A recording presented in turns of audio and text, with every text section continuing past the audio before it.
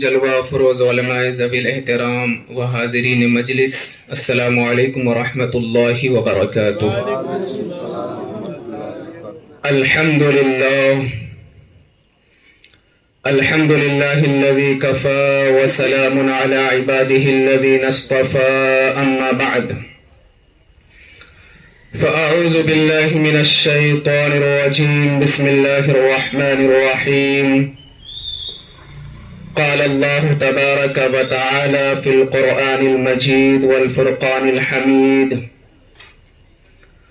أفحسبتم أنما خلقناكم عبثا وأنكم إلينا لا ترجعون، صدق الله العلي العظيم۔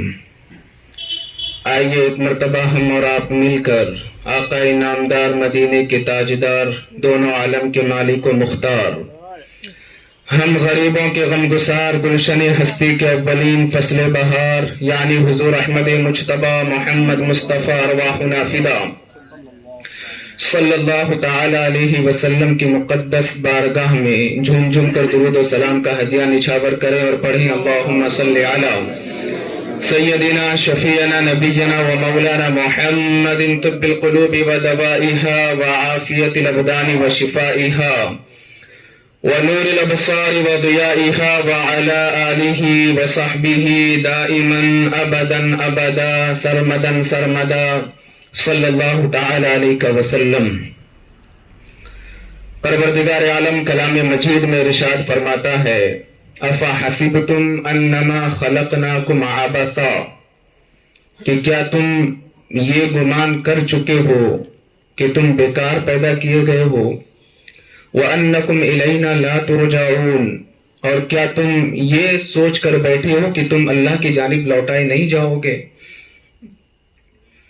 یہ جو آیت کریمہ ہے کلام مقدس کی، جب آپ اس کو بار بار پڑھیں گے تو یہ آیت کریمہ آپ کی ضمیر کو جھنجھوڑے گی۔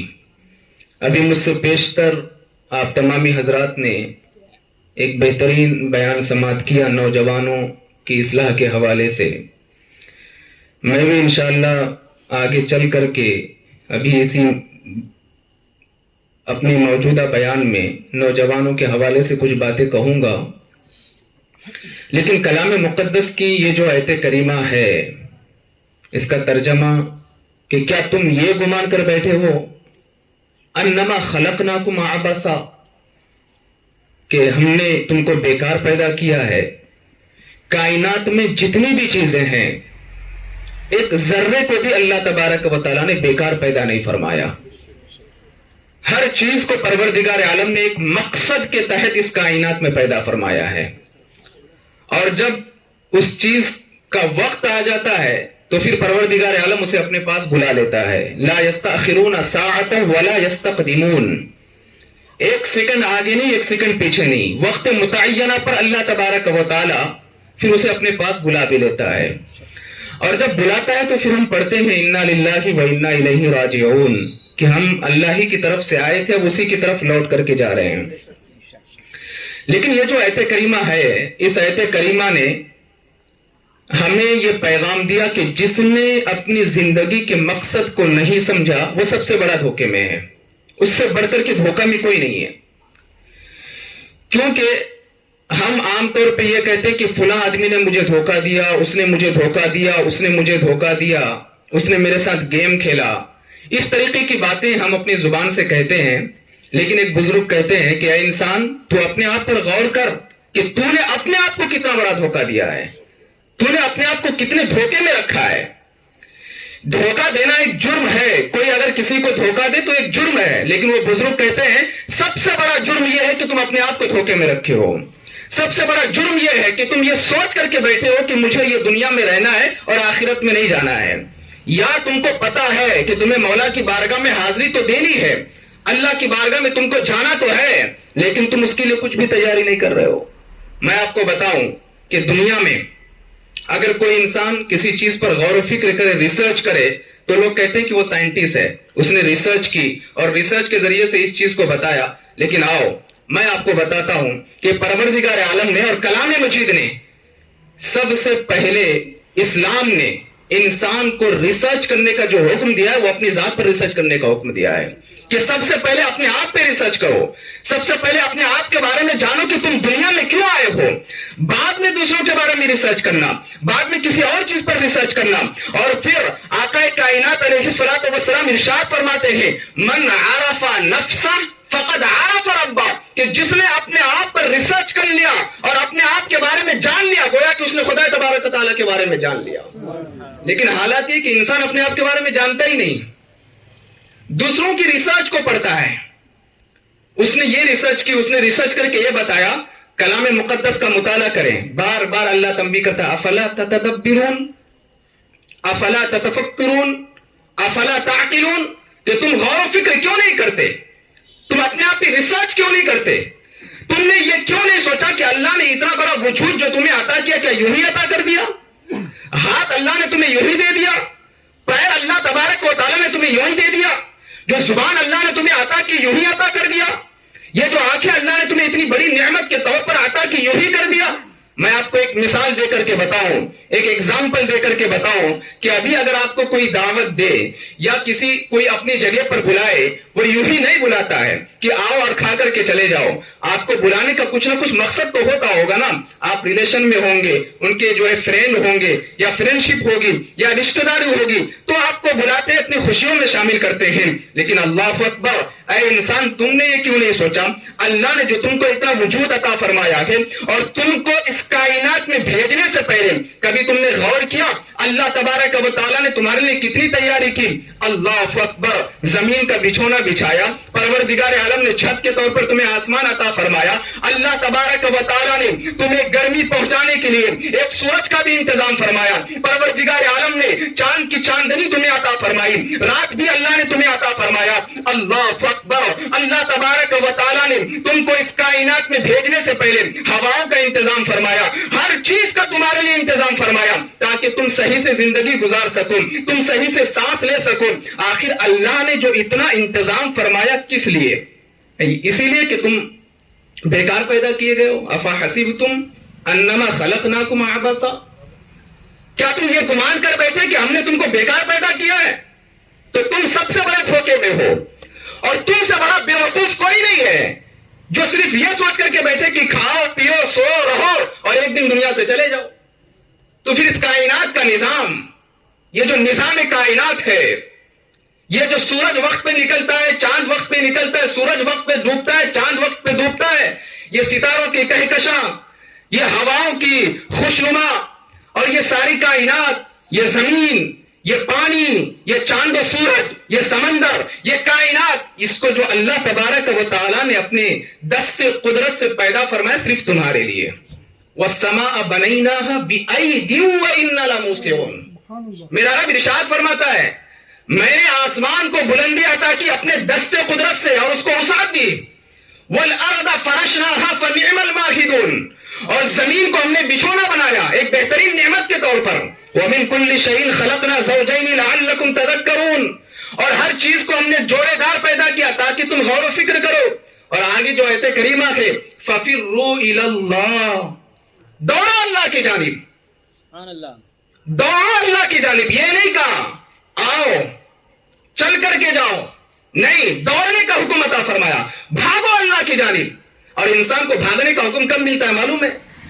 جب کوئی آپ کا پیچھا کرے تو آپ کیا کرتے ہو؟ سب کچھ چھوڑ کر کے بھاگتے ہو۔ جب کوئی ڈنڈی لے کر کے آپ کے پیچھے بھاگے تو کیا بولتے ہو؟ کہ فلاں مجھے دوڑا رہا ہے۔ پولیس اگر آپ کے پیچھے لگ جائے تو آپ بھاگتے ہو، تو وہاں پہ بھاگنے کا لفظ استعمال کیا جاتا ہے۔ فَفِرُّوا إِلَى اللَّهِ کا ترجمہ ہے بھاگو۔ پتہ یہ چلا کہ اے انسان، یہ اللہ نے جو آسمان کو تمہارے لیے پیدا فرمایا، زمین کا بچھونا جو پروردگار عالم نے تمہارے لیے بنایا، اللہ تبارک و تعالیٰ نے آسمان میں چاند اور سورج کو نصب فرمایا، تمہارے لیے کائنات بنائی، وہ رب تمہیں حکم عطا فرما رہا ہے کہ جب نماز کا وقت ہو جائے تم کو کچھ نہیں کرنا ہے، بھاگ کر کے مسجد میں حاضری دینی ہے اور میری بارگاہ میں اپنے پیشانی کو جھکانا ہے۔ افا حسبتم انما خلقناکم عبثا، کیا تم یہ گمان کر بیٹھے کہ اس نے تمہیں بیکار پیدا فرمایا ہے؟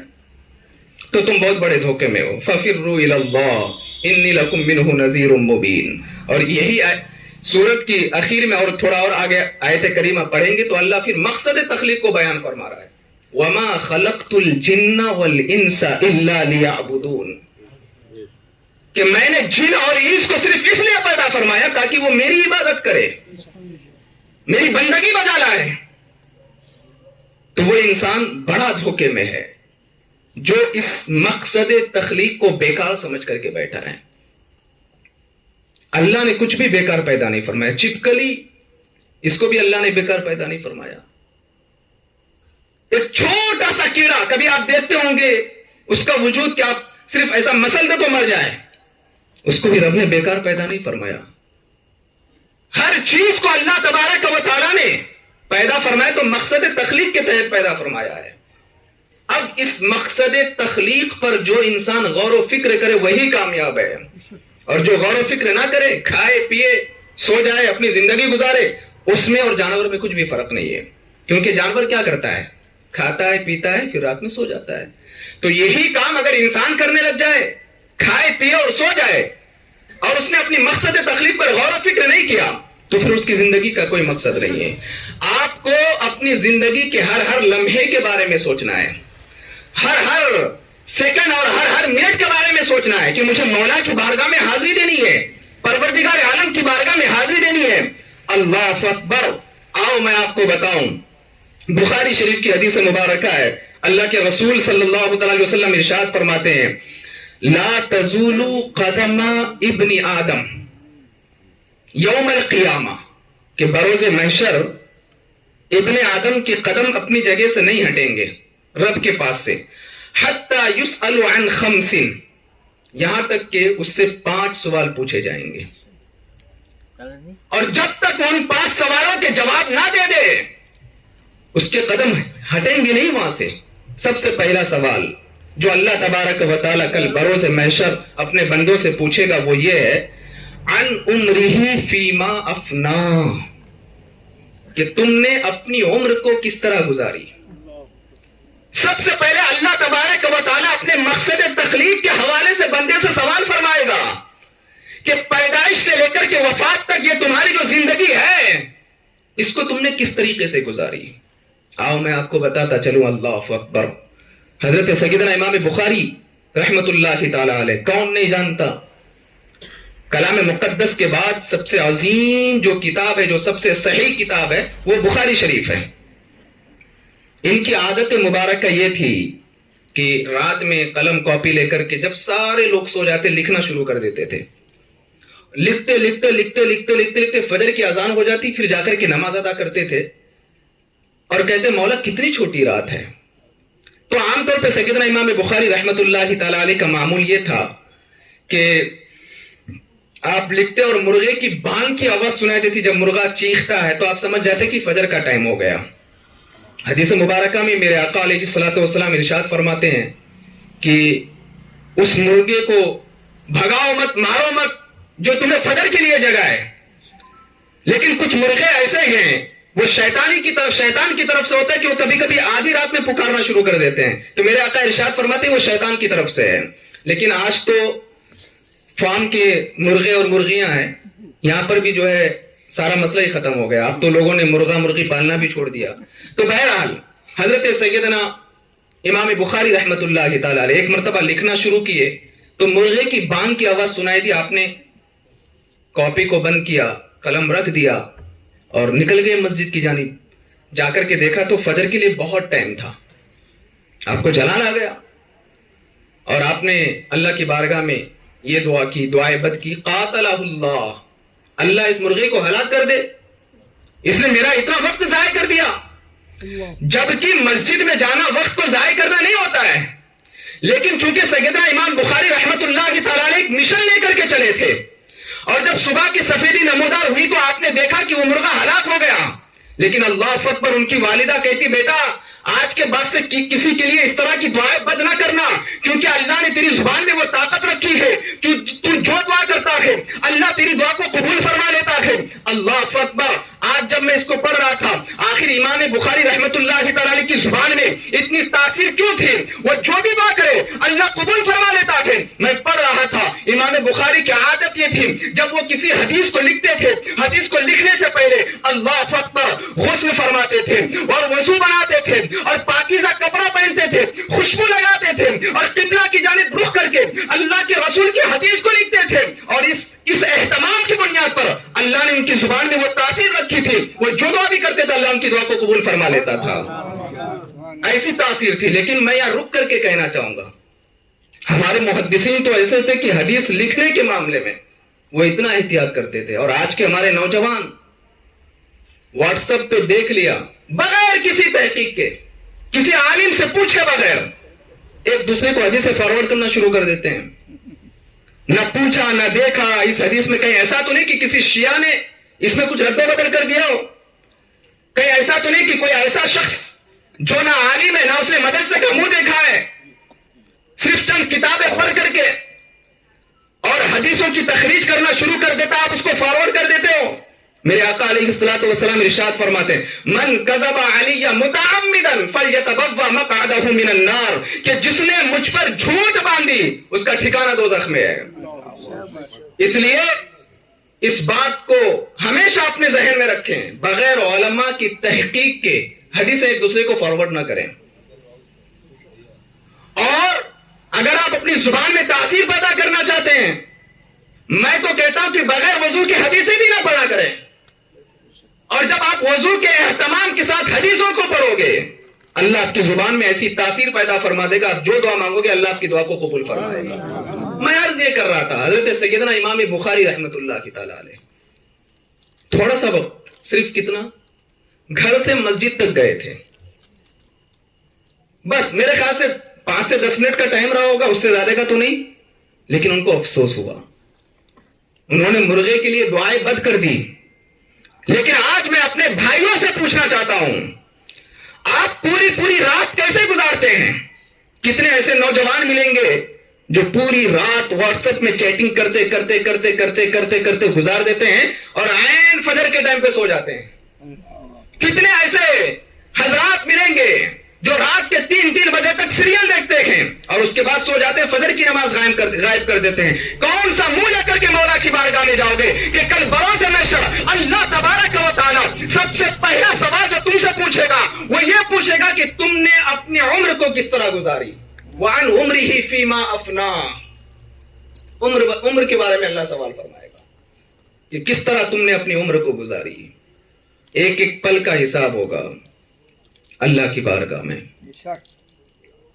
ایک ایک لمحے کا حساب ہوگا اور حساب ایسا ہوگا فَمَن يَعْمَلْ مِثْقَالَ ذَرَّةٍ خَيْرًا يَرَهُ وَمَن يَعْمَلْ مِثْقَالَ ذَرَّةٍ شَرًّا يَرَهُ ان دونوں آیتوں کو پڑھنے کے بعد کبھی آپ نے غور نہیں کیا لفظ ذرہ کا استعمال ہوا ہے پتہ ہے آپ کو ذرہ کس کو کہتے ہیں ذرہ آپ اندازہ لگائیں کہ اللہ ذرہ برابر نیکیوں کا بدلہ بھی عطا فرمائے گا اور ذرہ برابر برائیوں کا صلہ بھی تمہیں عطا فرمائے گا میں صرف ذرے کی بات کر رہا ہوں قطرے کی بھی بات نہیں کر رہا قطرہ تو پھر بھی تھوڑا زیادہ ہوتا ہے اللہ ذرے کے بارے میں تم سے پوچھے گا یا تو پوری رات کالی ہے یا تو پوری رات سیریلیں دیکھنے میں گزار رہے ہیں یا تو پوری رات چیٹنگ کرنے میں گزار رہے ہیں یا تو پوری رات گناہوں میں مبتلا ہو کر کے گزار رہے ہیں یا ذرہ نہیں پورا سمندر ہے کون سا منہ لے کر کے مولا کی بارگاہ میں حاضر ہو گے وعن عمرہ فیما افنا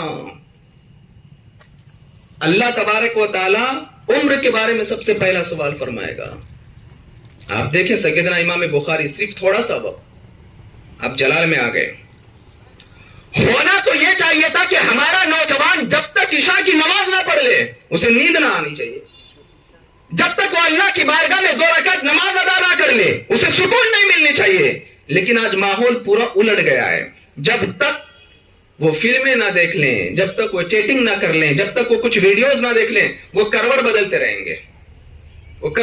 رہیں گے تو سب سے پہلا جو سوال ہے اللہ ہدایت عطا فرمائے سب کو عمر کے بارے میں پوچھے گا کہ تم نے اپنی عمر کو کس طرح گزارا دوسرا سوال وعن شبابہ فیما ابلاہ اللہ تم سے تمہاری جوانی کے بارے میں پوچھے گا کہ تم نے اپنی جوانی کو کیسے گزاری جبکہ عمر میں جوانی آ رہی تھی لیکن اللہ کے رسول صلی اللہ علیہ وسلم نے دوسرا سوال کے بارے میں فرمایا جوانی کے بارے میں اللہ تبارک و تعالیٰ خاص کر کے پوچھے گا.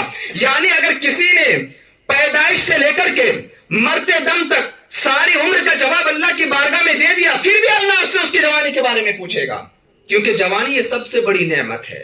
آؤ میں آپ کو بتاتا چلوں. میں آج کی گفتگو میں چند ایسے صحابہ کا تذکرہ کرنا چاہوں گا جن کی عمر 8 سال سے لے کر کے 25 سال کے دوران تھی. ان کی زندگی کیسی تھی؟ جنگ بدر کا موقع ہے. حضرت سعد ابن ابی وقاص رضی اللہ تعالی عنہ اور ان کے چھوٹے بھائی حضرت عمیر ابن ابی وقاص رضی اللہ تعالی عنہ. معاملہ یہ تھا کہ اللہ کے رسول صلی اللہ تعالی علیہ وسلم نے تاکید کے ساتھ یہ حکم عطا فرمایا تھا کہ چھوٹے بچے جنگ میں شرکت نہ کریں, صرف بڑوں کی انٹری ہوگی, چھوٹوں کی نہیں. حضرت عمیر ابن ابی وقاص رضی اللہ تعالی عنہ فقط 16 سال کے تھے. 16 سال. اور آج کا ہمارا 16 سال کا بھائی, اسے نمازوں کا طریقہ نہیں معلوم, اسے ماں باپ سے گفتگو کرنے کا طریقہ نہیں معلوم.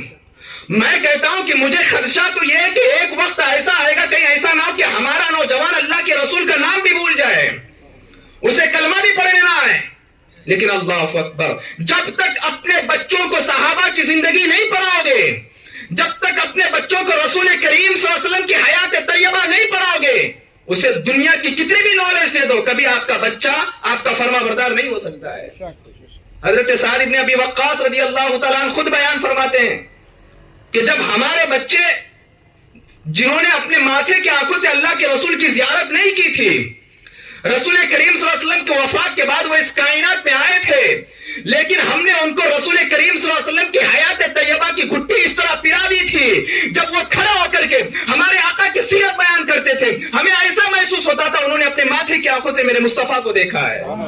لیکن آج میں اگر کسی نوجوان کو کھڑا کر دوں اور کہوں کہ اللہ کے رسول کی سیرت بیان کرو, نہیں بیان کر سکتا. انہیں تعلیم ہی نہیں دے گی, انہیں بتایا ہی نہیں گیا اللہ کے رسول صلی اللہ علیہ وسلم ہیں کون. صرف وہ اتنا جانتا کہ کلمہ پڑھو بس ہو گیا. لیکن اللہ اکبر, وہ صحابہ تھے. حضرت عمیر ابن ابی وقاص رضی اللہ تعالیٰ عنہ فقط 16 سال کی عمر, جب اللہ کے رسول صلی اللہ علیہ وسلم نے تاکید فرمائی کہ چھوٹے بچے نہ آئیں اور صحابہ لائن میں کھڑے ہو گئے, تو حضرت عمیر ابن ابی وقاص اس طرح پنجوں کے بل کھڑے ہو گئے تاکہ میری ہائٹ زیادہ رہے تو مجھے اللہ کے رسول کہہ دے کہ ادھر آ جاؤ. رسول کریم صلی اللہ علیہ وسلم دیکھ رہے تھے, نگاہ نبوت دیکھ رہی تھی. فرمایا یہ چھوٹا بچہ, ان کو سائڈ میں کرو. آنکھوں میں آنسو آ گئے. میدان جنگ میں جانے کے لیے رسول کریم صلی اللہ علیہ وسلم کے نام پر قربان ہونے کے لیے یہ جذبہ تھا ان 16 سال کے صحابہ کا. اور آج ہمارے نوجوانوں میں تو جذبہ ہی نہیں ہے. آنکھوں میں آنسو, آنکھیں اشکبار ہو گئی. حضرت عمیر ابن ابی وقاص رضی اللہ تعالیٰ عنہ رونے لگ گئے. اللہ کے رسول صلی اللہ علیہ وسلم نے فرمایا عمیر رونے کی وجہ کیا ہے؟ عرض کرنے لگے یا رسول اللہ کیا یہی وجہ ہے کہ میں چھوٹا ہوں تو مجھے جانے نہیں ملے گا؟ ٹھیک ہے میرے اندر طاقت ہے, آپ کسی سے بھی میرا مقابلہ کرا دیں میں ان کو شکست دے دوں گا. تاجدار کائنات صلی اللہ علیہ وسلم مسکرانے لگے. فرمایا ٹھیک ہے اپنے بڑے بھائی سعد ابن ابی وقاص سے مقابلہ کرو, کشتی کرو, اگر تم جیت جاتے ہو تب تو تم کو میں میدان جنگ میں لے کر کے چلوں گا. اب تھے چھوٹے, حضرت سعد ابن ابی وقاص تو بہت بڑے تھے. جیسے ہی اپنے بھائی کے قریب ہوئے کہا کہ بھائی اللہ کے رسول کا واسطہ, آج تم ہار جانا, تمہاری ہار بھی میری جیت ہے, میں اپنی گردن کو اسلام کے نام پر قربان کرنا چاہتا ہوں. اور پھر مقابلہ بھی ہوا اور حضرت سعد ابن ابی وقاص نیچے گر گئے اور حضرت عمیر ابن ابی وقاص چھوٹے بھائی اوپر گر گئے اور کھڑے ہو کر کے اللہ کے رسول کی بارگاہ میں عرض کرتے ہیں یا رسول اللہ علیہ الصلوۃ والسلام, میں نے اپنے سے بڑے بھائی کو ہرا دیا ہے کشتی میں میدان جنگ میں جانا چاہتا ہوں. اللہ اکبر, میرے آقا علیہ الصلوۃ والسلام مسکرانے لگے. اور جب حضرت سعد ابن ابی وقاص رضی اللہ تعالیٰ عنہ اور حضرت عمیر ابن ابی وقاص رضی اللہ تعالیٰ عنہ میدان جنگ میں تشریف لے کر کے جاتے ہیں, یہ 16 سال کا نوجوان ایسی محبت تھی اللہ کے رسول کی اور ایسی ان کے دل میں جو ہے محبت تھی اسلام کی نشر و اشاعت کی, کفاروں کے لشکروں میں گھوس کر کے کئی لوگوں کو واصل جہنم کرنے کے بعد جب وہ زمین پہ گر جاتے ہیں ان کی شہادت ہو جاتی ہے, اللہ اکبر. میں ان کے حوالے سے پڑھ رہا تھا, میری آنکھیں اشکبار ہو گئی. اللہ کے رسول صلی اللہ علیہ وسلم آگے بڑھتے ہیں اور آگے بڑھنے کے بعد میرے آقا کی آنکھیں اشکبار تھیں. تاجدار کائنات صلی اللہ علیہ وسلم کی آنکھوں سے آنسو ٹپک رہے تھے اور میرے آقا نے اپنے مقدس ہاتھوں سے حضرت عمر ابن ابی وقاص کے گال کو صاف کرنا شروع کر دیا اور اس میں جو خون لگے تھے ان خون کو دھلنا شروع کر دیا اپنے ہاتھوں سے, یہاں تک کہ میرے آقا کے آنسو کے قطرے حضرت عمر ابن ابی وقاص رضی اللہ تعالیٰ عنہ کے رخسار پر پڑنے لگے. اللہ اکبر. میں نے کہا کہ کیسا مقدر تھا حضرت عمر ابن ابی وقاص کا کہ جن کے رخسار پر میرے آقا کے آنسو گرے ہو. اللہ اکبر. ان کا مقام کتنا عظیم ہوگا. جب نماز جنازہ کی بات آئی, تاجدار کائنات صلی اللہ علیہ وسلم اس طرح پنجوں کے بل چل کر کے نماز جنازہ ادا کرنے جا رہے تھے. صحابہ نے پوچھا یا رسول اللہ پنجوں کے بل, آخر وجہ کیا ہے؟ میرے آقا ارشاد فرماتے ہیں یہ جو 16 سال کا نوجوان عمر ابن ابی وقاص ہے اس کے دل میں اسلام کی ایسی محبت تھی, اللہ نے فرشتوں کی جماعت کو نماز جنازہ ادا کرنے کے لیے یہاں پر بھیج دیا ہے. یہاں پر فرشتے بہت زیادہ ہیں, یہ تم کو نظر نہیں آ رہے ہیں, یہ مجھے نظر آ رہے ہیں, اس وجہ سے میں پنجوں کے بل چل کر کے ان کی نماز جنازہ ادا کرنے جا رہا ہوں. یہ ایسے نوجوان تھے. آج تو اگر والدین سے نوجوان بچوں کے بارے میں پوچھا ہے, چھوٹا ہے بھی ہمارا بیٹا, ابھی 10th کلاس پڑھے گا, پھر 12th, پھر بڑا ہوگا, پھر انجینئر, پروفیسر, ڈاکٹر, سب کچھ بنایا آپ نے, لیکن اسے عاشق رسول کو نہیں بنایا نا. آپ نے اپنے بچوں کو سب کچھ بنایا لیکن دین کی تعلیم نہیں دی, اور وجہ بھی یہی ہے جب آپ بوڑھے ہو جاتے ہو آپ کا بیٹا سب کچھ ہونے کے باوجود آپ کی اطاعت نہیں کرتا ہے, کیونکہ آپ نے اسے محبت رسول کی گھٹی نہیں پلائی ہے, آپ نے اسے اسلام کی تعلیم نہیں دی ہے. اگر آپ یہ سب کچھ کرانے کے ساتھ ساتھ اپنے بچوں کو اسلام کی تعلیم دی ہوتی, اللہ کے رسول کی حیات طیبہ کو پڑھایا ہوتا, آپ کا بچہ کبھی آپ کی جو ہے نافرمانی نہیں کرتا بلکہ آپ کی اطاعت کے مطابق زندگی گزارتا. تو یہ ضرورت تھی. یہ صحابہ کرام تھے. میں آپ کو بتاؤں, حضرت زید رضی اللہ تعالیٰ عنہ یہ تنہا صحابی رسول ہے جن کا تذکرہ کلام مجید میں آتا ہے. 8 سال کے تھے. کتنے سال کے؟ 8 سال کے. 8 سال کا بچہ زندگی گزارنے کا سلیقہ نہیں آتا, لیکن اللہ اکبر 8 سال کا بچہ غلامی رسول میں آ جاتا ہے تو اس کی زندگی بدل جاتی ہے, اور پھر مقام اتنا عظیم ہوتا ہے کہ تنہا یہ وہ صحابی ہے کہ جن کا نام صراحت کے ساتھ اللہ تبارک و تعالیٰ نے کلام مجید میں بیان فرمایا ہے 22ویں پارے میں. اتنا عظیم مقام. ان کی والدہ یمن سے نکلی تھی اپنے ننیحال کی طرف. راستے میں کچھ گنڈے ڈاکوں نے حملہ کر دیا جس کی وجہ سے ان لوگوں نے حضرت زید رضی اللہ تعالیٰ عنہ کو پکڑ کر کے لے کر کے چلے گئے. اور بازار اوقازہ میں پہلے کیا ہوتا تھا کہ غلاموں کو, بچوں کو بیچا جاتا, تو لوگ خریدتے تھے, پھر ان کو اپنے غلام بنا کر کے اپنے گھر کے کام کے لیے رکھ دیا کرتے تھے. بازار اوقازہ میں اس بچے کو خریدنے کے لیے کہ کوئی خرید کر کے لے کر کے جائے, کچھ پیسے مل جائیں, تو حضرت خدیجہ الکبریٰ رضی اللہ تعالی عنہا ان کے چاچا کے لڑکے بازار اوقازہ میں جاتے ہیں تو دیکھتے ہیں کہ ایک چھوٹا سا ننھا سا منا سا خوبصورت بچہ ہے, اسے خرید لیتے ہیں اور خرید کر کے گھر میں لے کر کے آ گئے. اور جب چند سالوں کے بعد حضرت خدیجہ الکبریٰ رضی اللہ تعالی عنہا کا نکاح اللہ کے رسول صلی اللہ علیہ وسلم سے طے ہو جاتا ہے, تو حضرت خدیجہ نے بطور تحفہ حضرت زید رضی اللہ تعالیٰ عنہ کو اللہ کے رسول کی بارگاہ میں پیش کر دیا.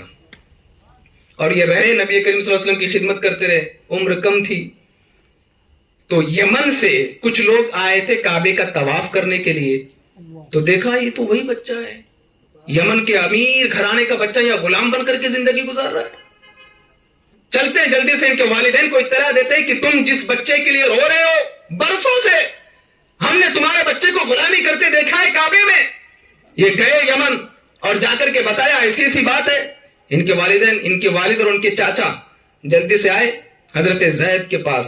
ان کو کیا پتا تھا کہ جو رسول کی غلامی اختیار کر لیتا ہے پھر وہ کسی کے قدموں میں نہیں جاتا, وہ چاہے باپ ہی کیوں نہ ہو. تو یہ گئے اپنے بچے سے مطالبہ کرنے لگے, چلو ہمارے ساتھ. کو کہا رکو, ہمارے سردار ہیں, ان سے میں اجازت لے لوں. اللہ کے رسول صلی اللہ علیہ وسلم نے چھوٹ دی, اجازت دے دی کہ تم چاہو تو اپنے باپ کے ساتھ جا سکتے ہو, تمہاری مرضی ہے. اتنا سننا تھا. 8 سال کا بچہ باپ کو دیکھتا ہے تو دوڑے دوڑے باپ کے پاس بھاگتا ہے. لیکن اللہ اکبر, حضرت زید ابن حارثہ رضی اللہ تعالی عنہ جب ان کے والد اور چاچا مطالبہ کرنے لگے, آنکھوں میں آنسو. میرے آقا نے پوچھا اے زید روتے کیوں؟ اگر جانا چاہو تو اپنے باپ کے ساتھ جا سکتے ہو. حضرت زید کا جواب سنو. اپنے باپ سے کہتے ہیں میں آپ سے زیادہ محبت ان سے کرتا ہوں اور میں نے ان کی غلامی کو اختیار کر لی ہے. جب تک بکے نہ تھے تو کوئی پوچھتا نہ تھا یا رسول اللہ تم نے خرید کر ہمیں انمول بنا دیا, میں نہیں جا سکتا, اور جانے سے انکار کر دیا حضرت زید ابن حارثہ نے. جب حضرت زید کی اس محبت کو میرے آقا نے دیکھا, اللہ کے رسول آگے بڑھتے ہیں اور حضرت زید ابن حارثہ کو اپنے گلے سے لگا لیتے ہیں اور فرماتے ہیں آج کے بعد تو زید نہیں بلکہ زید ابن محمد کے بیٹے کا نام زید ہے. اور اللہ کے رسول نے حضرت زید کو اپنا بیٹا قرار دیا تھا. یہ کیسے 8 سال کا بچہ تھا؟ آخر ان کی تربیت کیسے کی گئی تھی؟ آخر یہ 8 سال کا بچہ اتنی سوچ اتنی فکر کہاں سے آ جاتی ہے؟ اس لیے میرے آقا ارشاد فرماتے ہیں اطلب العلم من المہد الى اللحد, ماں کی گود سے لے کر قبر کی گود تک تعلیم حاصل کرو. جب آپ کا بچہ توتلی زبان سے بولنے کے لائق ہو جائے اسے سب سے پہلے دین کی تعلیم دو. جب آپ کا بچہ توتلی زبان سے بولنے کے لائق ہو جائے اسے کلمہ سکھاؤ. جب آپ کا بچہ توتلی زبان سے بولنے کے لائق ہو جائے اسے صحابہ کا نام بتاؤ, اسے صحابہ کے نام سکھاؤ. جب آپ کا بچہ توتلی زبان سے بولنے کے لائق ہو جائے اسے رسول کریم صلی اللہ علیہ وسلم کی تعلیم دو. جب آپ کا بچہ توتلی زبان سے بولنے کے لائق ہو جائے قرآن مجید کی چند سورتیں اسے یاد کراؤ. قسم خدا کی پھر وہ جب بڑا ہوگا اس کا دماغ اس کا دل سب کچھ محبت رسول میں سرشار ہو جائے گا. لیکن آج حالت کیا ہے؟ بچہ اگر سمجھنے لگ جائے بولنے لگ جائے تو اسے ٹاٹا بائے بائے یہ سکھایا جاتا ہے, good morning good evening good night, یہ ساری چیزیں سکھائی جاتی. کیا ہی اچھا ہوگا آپ سونے کی دعا بچے کو یاد کرو, اللہم بسمک اموت واحیا, سو کر کے اٹھنے کی دعا یاد کرو, الحمدللہ الذی احیانا بعد ما اماتنا والیہ النشور. کھانا کھانے کی دعا یاد کرو, سورہ فاتحہ یاد کرو, سورہ اخلاص یاد کرو. اور قسم خدا کی جب آپ اپنے بچے کو اس لائق بنائیں گے, جب آپ اس دنیا سے جائیں گے نا, یہی تربیت آپ کی بخشش کا ذریعہ بن جائے گی. یہی تربیت بخشش کا ذریعہ بن جائے گی. ضرورت ہے اپنے معاشرے میں ان چیزوں کو عام کرنے کی. میں آپ کو بتاؤں, ایک صحابی رسول ہے, 16 سالہ صحابی رسول, حضرت ثعلبہ ابن عبد الرحمن رضی اللہ تعالی عنہ. یہ ہمیشہ رسول کریم صلی اللہ علیہ وسلم کی غلامی میں رہے. چھوٹی عمر میں انہوں نے اسلام قبول کر لی اور نبی کریم صلی اللہ علیہ وسلم کی بارگاہ میں ہمیشہ رہتے کہ یار آپ مجھے کام بتائیں میں کام کروں گا. اللہ کے رسول فرماتے ہیں یہاں جاؤ وہاں جاؤ وہاں جاؤ, اپنے اپنے جگہ جگہ پر کام کے لیے بھیجا کرتے اور یہ ہر جگہ جاتے. ایک دن یہ اپنے گھر تشریف لے کر کے جا رہے تھے تو اللہ کے رسول نے فرمایا کہ جاؤ فلاں صحابی کے گھر پہ یہ کام ہے. تو ابھی ان کی تربیت ہو رہی تھی تو انہوں نے جا کر کے فوراً دروازہ کھول دیا تو دروازے کے پیچھے ایک عورت غسل کر رہی تھی. نہ کردہ نہ چاہ کر کے بھی انہوں نے اس عورت کو دیکھ لیا. ان کو احساس ہوا کہ مجھ سے بڑی غلطی ہو گئی. جبکہ کوئی اگر غلطی کر بیٹھے تو اس غلطی کی پکڑ نہیں ہوتی ہے. کوئی جان بوجھ کر کے غلطی کرے اس پر پکڑ ہوتی ہے. لیکن حضرت ثعلبہ ابن عبد الرحمن رضی اللہ تعالیٰ عنہ رونے لگے کہ میں نے کیا کر دیا. 16 سال کے نوجوان ہیں, فقط 16 سال کے. اللہ اکبر, رونے لگے میں نے کتنا بڑا جرم کر دیا. میں نے ایک عورت کو بغیر پردے کے دیکھ لیا. میں کون سی آنکھیں لے کر کے میرے آقا کی چہرے کی زیارت کروں گا, میں کون سا منہ لے کر کے میرے آقا کی بارگاہ میں جاؤں گا. شاید اللہ تبارک و تعالیٰ نے وحی کے ذریعے سے میرے اس گناہ کی اطلاع اللہ کے رسول کو صلی اللہ علیہ وسلم کو دے دی ہوگی. اللہ اکبر. حضرت ثعلبہ ابن عبد الرحمن رضی اللہ تعالیٰ عنہ روتے رہے یہاں تک کہ نہ کردہ گناہ, وہ کوئی گناہ نہیں تھا لیکن ان کے اندر ایک احساس ایک فیلنگ تھی. وہ چھوٹے سے بھی غلطی کو اپنے لیے بہت بڑی غلطی تصور کیا کرتے تھے. حضرت ثعلبہ ابن عبد الرحمن رضی اللہ تعالیٰ عنہ اللہ اکبر جنگلوں میں نکل جاتے ہیں, یہاں تک کہ پہاڑ کے خوفے میں بیٹھ کر کے کافی روتے ہیں, اللہ کی بارگاہ میں معافی مانگتے ہیں, استغفار کرتے ہیں, کیونکہ تربیت کی تھی اللہ کے رسول صلی اللہ علیہ وسلم نے. بچپنے میں ہی ان کی تربیت کی گئی تھی. اللہ کے رسول صلی اللہ علیہ وسلم نے جب کئی دنوں سے حضرت ثعلبہ ابن عبد الرحمن رضی اللہ تعالیٰ عنہ کو نہیں دیکھا تو صحابہ سے پوچھا آخر وجہ کیا ہے؟ ثعلبہ ابن عبد الرحمن مجھے نظر نہیں آ رہے ہیں، 40 دن ہو گئے ہیں۔ اللہ اکبر، جب ثعلبہ ابن عبد الرحمن کے گھر جا کر کے دیکھنے لگے وہاں پر وہ تھے نہیں۔ اللہ اکبر، آقا کائنات صلی اللہ تعالیٰ علیہ وسلم نے حضرت سلمان فارسی رضی اللہ تعالیٰ عنہ اور حضرت سیدنا عمر ابن خطاب رضی اللہ تعالیٰ عنہ کو حکم عطا فرمایا کہ جاؤ جا کر کے دیکھو آخر ثعلبہ ابن عبد الرحمن گیا کہاں ہے۔ یہ لوگ ڈھونڈنے کے لیے نکلے شہر سے کافی دور چلے گئے اور جا کر کے کیا دیکھے، ایک چرواہا ہے، ان سے جا کر کے پوچھا، ایک ایسا نوجوان بچہ تھا 16 سال کا، اس کا چہرہ اس طرح ہے، اس کی آنکھیں ایسی ہیں، کیا کبھی تم نے ایسے بچے کو دیکھا ہے؟ وہ چرواہا کہنے لگا ہاں میں تو روزانہ دیکھتا ہوں، یہ جو پہاڑ ہے نا اس کے پیچھے خوفہ ہے، اسی خوفے میں بیٹھ کر کے ایک بچہ کافی روتا ہے، میں روزانہ دیکھتا ہوں اور اسے جب بھوک لگتی ہے میرے پاس آتا ہے، میں بکریوں کے دودھ دھو کر کے اسے دے دیتا ہوں، اسے وہ پی لیتا ہے۔ اللہ اکبر، اتنا سننا تھا حضرت سیدنا عمر ابن خطاب رضی اللہ تعالیٰ عنہ، حضرت سلمان فارسی رضی اللہ تعالیٰ عنہ، یہ دونوں دوڑے جاتے ہیں، کیا دیکھتے ہیں؟ حضرت ثعلبہ ابن عبد الرحمن ہے، فقط 16 سال کے نوجوان ہے، ہاتھوں کو اٹھا کر کے مولا کی بارگاہ میں رو کر کے معافی مانگ رہے ہیں، پروردگار عالم مجھے معاف فرما دے، مجھ سے بہت بڑی غلطی ہو گئی، میں نے ایک عورت کو بغیر حجاب کے دیکھ لیا ہے۔ اللہ اکبر، جب حضرت عمر ابن خطاب نے ان کو دیکھا، حضرت عمر ابن خطاب نے آواز دی اور گلے سے لگا لیا حضرت ثعلبہ کو۔ حضرت ثعلبہ کہتے ہیں اے عمر ابن خطاب آپ مجھے چھوڑ دیں، میں بہت بڑا گنہگار ہوں، میں نے ان آنکھوں سے ایک غیر محرم کو دیکھ لیا ہے۔ اللہ اکبر، جبکہ میری ان آنکھوں میں نگاہیں، میرے ان آنکھوں میں تصور مصطفیٰ بسا کرتی تھی، میں کون سا منہ لے کر کے میرے آقا کی بارگاہ میں جاؤں گا؟ حضرت عمر ابن خطاب نے فرمایا تم کو گھبرانے کی کوئی ضرورت نہیں ہے، اللہ کے رسول نے تمہیں بلایا ہے۔ حضرت ثعلبہ ابن عبد الرحمن کہتے ہیں ایک کام کریں، مجھے ایسے وقت میں رسول اللہ صلی اللہ علیہ وسلم کی بارگاہ میں لے کر کے چلیے جب وہ نماز ادا کر رہے ہو، تاکہ میں پیچھے رہوں، تھوڑی دیر میری ہمت بنے۔ یہاں تک کہ آقا کائنات صلی اللہ علیہ وسلم نماز مغرب ادا فرما رہے تھے، میرے آقا امام کی حیثیت سے آگے بڑھ کر کے امامت فرما رہے تھے۔ حضرت عبد الرحمن، حضرت ثعلبہ ابن عبد الرحمن کو یہ دونوں صحابی لے کر کے آئے، جیسے انہوں نے قرأت سنی یہ بے ہوش ہو کر کے گر پڑے۔ آپ مجھے بتائیے، ایک نہ کردہ گناہ، وہ گناہ نہیں تھا بلکہ انہوں نے دروازہ کھولا تو نظر پڑ گئی، نہ کردہ گناہ، لیکن اس قدر احساس گناہ۔ آج کے میں نوجوانوں سے پوچھنا چاہوں گا آپ نے کتنی راتیں رنگین کی ہوگی؟ کیا کبھی آپ کو احساس ہوتا ہے آپ نے کتنے عورتوں کو بے پردہ دیکھا ہوگا؟ کبھی آپ کو احساس ہوتا ہے آپ نے کتنی غیر محرموں سے ناجائز تعلقات بھی قائم کیے ہوں گے؟ کیا کبھی آپ کو احساس ہوتا ہے کتنے میرے نوجوان بھائی ایسے ہیں غیر محرم عورتوں سے کافی دیر تک چیٹنگ کرتے ہیں؟ کبھی آپ کو احساس ہوتا ہے؟ لیکن ثعلبہ ابن عبد الرحمن کی زندگی سے سبق حاصل کرو، ایک نہ کردہ گناہ، وہ گناہ نہیں تھا، غلطی سے غلطی ہو گئی تھی، لیکن احساس گناہ دیکھے اللہ اکبر، بے ہوش ہو کر کے گر جاتے ہیں۔ میرے آقا علیہ الصلوۃ والسلام نماز سے فارغ ہوتے ہیں اور فارغ ہونے کے بعد میرے آقا نے فرمایا جاؤ ثعلبہ ابن عبد الرحمن کو گھر پہ لے کر کے چلے جاؤ۔ جب گھر پہ لے کر کے گئے، یہ اپنے گھر پہ گئے تو یہ بیمار ہو گئے۔ اللہ کے رسول صلی اللہ علیہ وسلم کو جب پتا چلا، میرے آقا گئے ان کی عیادت کے لیے۔ آپ اندازہ لگائیے ثعلبہ ابن عبد الرحمن کا مقام کتنا عظیم ہے، صرف کس بنیاد پر؟ ایک نہ کردہ گناہ کا ان کو احساس ہونے لگ گیا تو اللہ کے رسول ان کے گھر میں تشریف لے کر کے جا رہے ہیں، اور میرے آقا جب ان کے گھر میں تشریف لے کر کے گئے، ان کے سر کو اٹھایا، میرے آقا نے اپنے گود میں رکھا ہے۔